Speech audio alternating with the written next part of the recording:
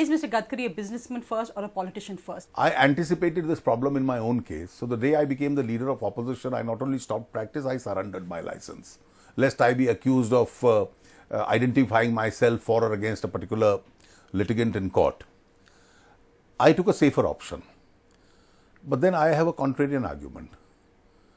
How do Indian politicians sustain themselves? Must they detach themselves from their professions, from their jobs, from their businesses completely, and then depend on politics for livelihood?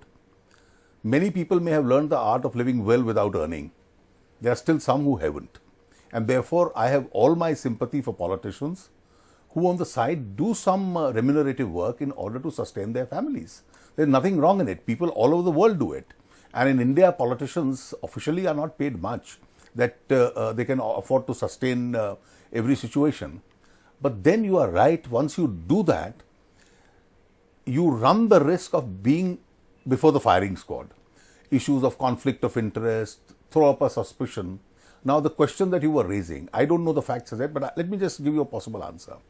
If contracts are legitimately given and these are honestly implemented, well, something happened 10 years later, therefore there is a shadow of suspicion.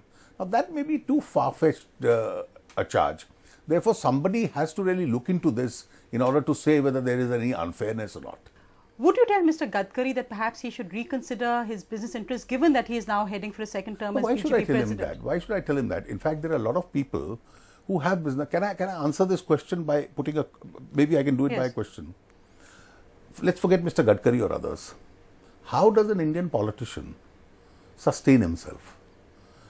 Are we only going to pick up people from the queue outside the employment exchange and say, please join politics?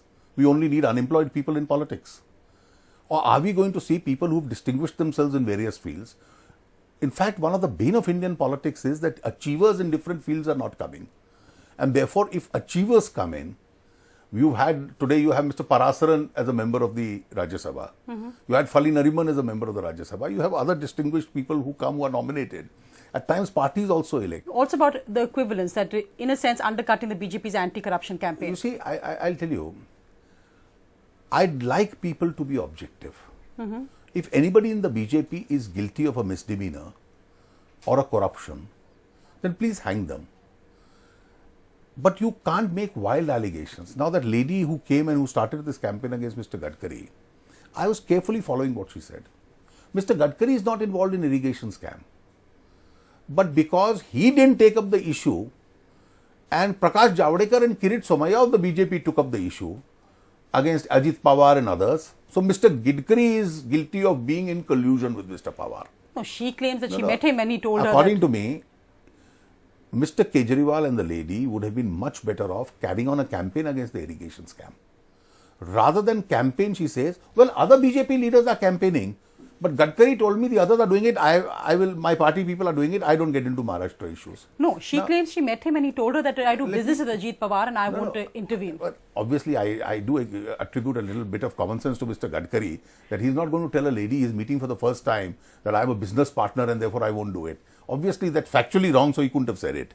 But that apart, please look at the substance of the allegation. Every allotment of land is not a scam. You may have legitimate allotments of lands also.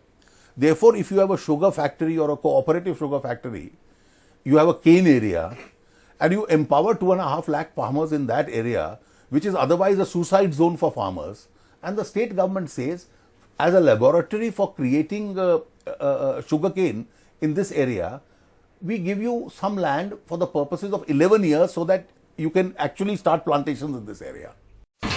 India's #1 news app just got even better. Download NDTV's new app. Fully optimized for retina display. Full screen view. Faster response time. And Sudoku. NDTV's new iPad app. Download now.